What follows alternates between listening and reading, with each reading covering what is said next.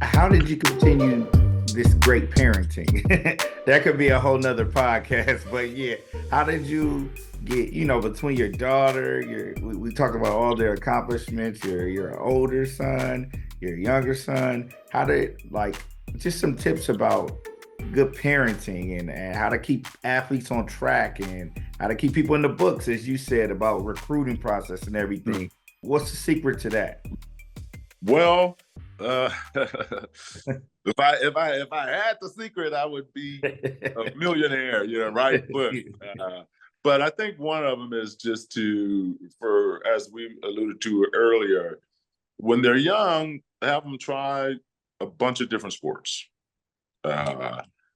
because you never know what they're going to be good at. My oldest son, Drew, excuse me, his first love was ice hockey. Thought when he was in fifth grade, we thought we were going to have to send him back to the East Coast to a boarding school because he was so good that they wouldn't let him play in the leagues in our area with the kids his age. He had to play with the high schoolers until he got a series of concussions, and we had to take him out of that and put him in track and field. And then he got into middle school, and actually it was his peers that convinced him to play basketball. It wasn't me. He just got into high school. He got into middle school and realized that he was a head taller, head and shoulders taller than everybody else. And his buddies were like, "Hey, come play basketball." And I gotta say, it was painful to watch him make the transition from ice hockey to basketball, because running up and down the floor, it was like he was skating. And it's like, "No, Drew, no, you got to run, man. This is not skating," and he grabbed a, flat-footed rebound and throw him back up. But then it came around, he started to get the hang of it. Aaron, his first love was football.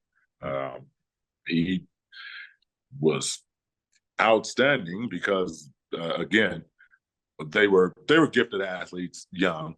So they used to go to the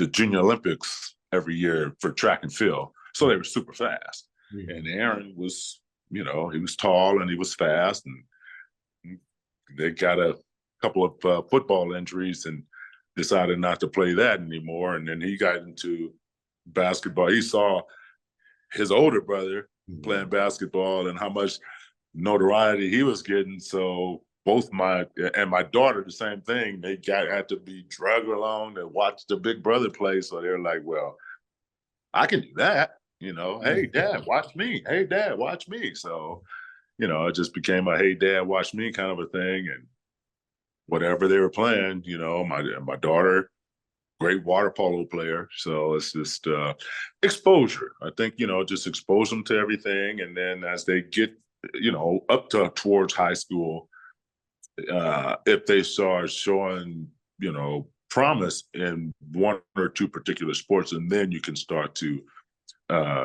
push them into or direct them into that sport. Not push, because I've had so many friends who've had kids who burn them out, because they're driving them. And the kids could probably be pretty good athletes, certainly could probably get a scholarship. And it's tough to go pro in anything. But, they burn them out, and, and the kids like, I don't want to do this anymore. So I think you have to be very, very sensitive to that, to kids. And then just, other than that, just positive motivation, give my kids, when they have bad games, they know they had a bad game. I don't have to say, "Oh man, he stunk up the place," Say, "Hey, think about the next game. You know what you did wrong. Try to do better. And it's positive reinforcement."